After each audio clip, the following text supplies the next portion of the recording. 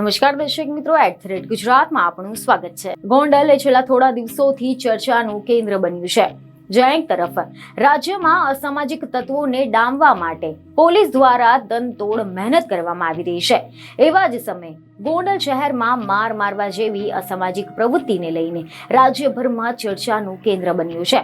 જેમ કે તાજેતરમાં જ બનેલી પાટીદાર સમાજના એક સગીરને માર મારવાના વિવાદમાં પાટીદાર સમાજમાં ભારે રોષ ફાટી નીકળ્યો છે અને આના પગલે પાટીદાર સમાજ દ્વારા ગોંડલ બંધ રાખવાનું પણ એલાન આપવામાં આવ્યું હતું।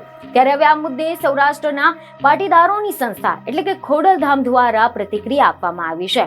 ખોડલધામના પ્રવક્તા હસમુખ લુણાગરિયાએ આ ઘટનાને વખોડી કાઢી છે। સમાચાર એવા મળી રહ્યા છે કે ખોડલધામના પ્રવક્તા હસમુખ લુણાગરિયાએ એવું જણાવ્યું હતું કે સગીર સાથે જે બન્યું છે તે ખૂબ જ દુઃખદ ઘટના છે। નિર્દોષ દીકરા પર અમાનવીય કૃત્ય આચરવામાં આવ્યું છે। આખી ઘટનાને ખોડલધામ વખોડે છે। આ ઘટનાને લઈને પાટીદાર સમાજ સાથે સર્વ સમાજે સરકારને આવેદનપત્ર પાઠવ્યું છે। ત્યારે સમાજના રાજકીય આગેવાનોએ પણ આ મામલે આગળ આવવું જોઈએ।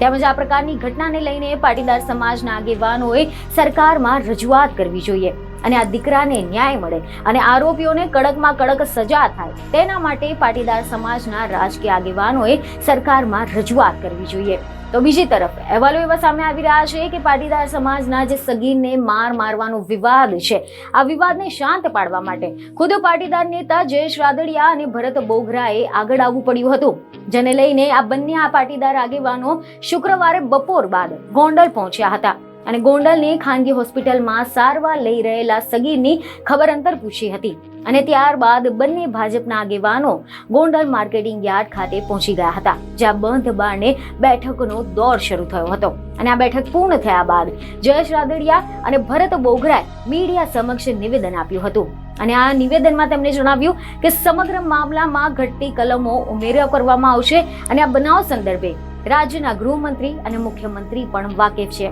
પાટીદાર પરિવારની સાથે જે ઘટના બની છે તે ખૂબ જ દુઃખદ અને નિંદનીય છે। આરોપીઓની વિરુદ્ધ કડકમાં કડક કાર્યવાહી કરવામાં આવશે તે પ્રકારની સરકારમાં રજૂઆત કરાશે। બીજને ખબરો સાથે ફરી મળીશું। ધન્યવાદ।